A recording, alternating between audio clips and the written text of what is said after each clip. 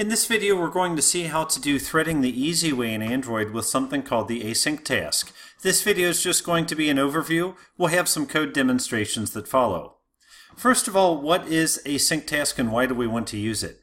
Well, threading in Java is important, but it can be a little bit tricky because we have to think about how we are coordinating multiple processes that appear to be occurring simultaneously. In Android, any long-running operation should not be on the user interface thread, but should be in a different thread. Now that might sound obvious, or maybe it sounds complicated, but essentially what this means is that if you're waiting for something to happen in the user interface thread, which is the default thread where our activities are running, then the user cannot do anything while you're waiting. So the application essentially freezes up because it's waiting on a long-running operation like data download or the like. In Android 2, we could do these kind of network-intensive operations on the user interface thread, but they took that away in Android 4 and made it a breaking change because it was too easy to get lazy and just do these network operations in the UI thread.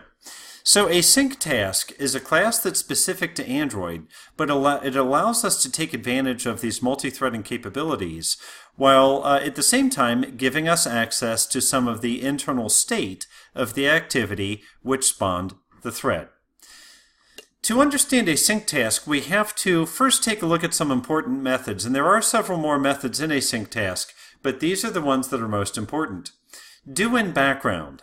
Whatever work you want to have happen on the separate thread, put it in this method called do in background. So this is where this is what will run in the separate thread, and take a careful look at the return type of the method for do in background, because what gets returned from do in background is going to get passed to onPostExecute. Now what's onPostExecute? It's another method of this AsyncTask class, but what's important is that this does run on the main thread, or in other words, on the UI thread. The reason is this receives the results of the do in background, but then because it's running on the UI thread, it can take those results and update the user interface. OnPreExecute is another one. OnPreExecute runs on the UI thread, and it does any kind of prep work that you need to do before going to do in background. Now, one important thing I want to point out here, there's a difference between starting up a thread and the logic that is going to run in that thread which has been started. So be very careful here. All the work that you want to do in a separate thread belongs in a method called do in background. But to make this work happen, you don't call do in background directly. Because if you called do in background directly, it would execute, but it would execute in the thread that you're currently inside of. Instead, put all the work that you want to have happen in that separate thread and do in background, but then invoke execute on your AsyncTask object to actually spawn a new thread.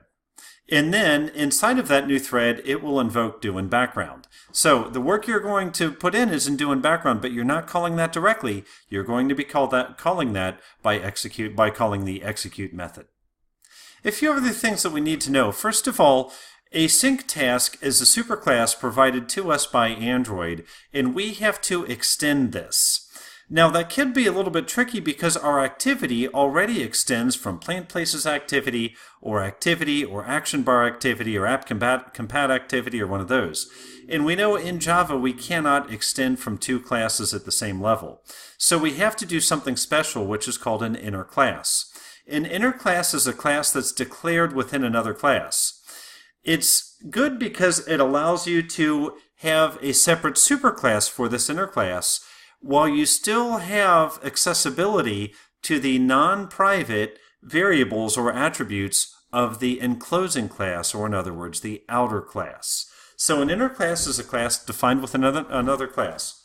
Now, those are the advantages. The disadvantages, it's not really pretty and it's not always recommended. Because an inner class is kind of a special type, it's really hard to extend them or give them a lot of the object-oriented sugar that we're used to. It's also a bit funny because you see a class within a class, and that class can have methods, and curlies can get out of balance very quickly. So use inner classes where they should be used, but don't feel tempted to use them all the time. One other concept that we're going to need to take a look at here is the concept of generics. Generics can be a bit confusing unless you have kind of a good, concise definition of what a generic is. So generics allow method parameter types and or return types to be determined at a later time. They can be determined when a class is extended or when a class is actually executed. So we'll take a look at what I mean by this on the next slide. But the thing to remember about generics is that it reduces or eliminates the need for casting, and casting can give us class cast exceptions. That's a runtime exception which can kill our program. So we want to use generics anytime that we can. So let's take a look at what I mean by allows the method parameter types and or return types to be determined at a later date. Let's remember what a method signature is. A method signature has an access modifier and a return type, then the method name, and then the parameter types. Now traditionally we're used to kind of hard coding what the return type is and what the parameter types can be. But with generics, instead of having void here as a return type or string or int or vehicle or whatever it is, we can just kind of put in a letter. And the letter means this return type is to be determined later. Same thing for the parameters. The parameter list we have to keep the same, but the type, instead of putting a hard-coded type like int or string or double, we can just put something like a letter, and then a letter surrounded by less than and greater than symbols, which means this is a generic type. The generic type we will determine at a later time, either when we extend from this class, as will be the case with AsyncTask, or when we use this class, as is the case with array lists. If you've ever seen the diamond operator on an array list, the less than and greater than, that is an indication of a generic type. So you've actually been using generic types all along, and you might not have known it. So that's an overview look of what we need for an async task and threading the easy way in Java. In the next few videos, we're going to get our hands dirty, and we are going to actually create an async task. We'll use this in an example around networking. I look forward to seeing you then. Thank you.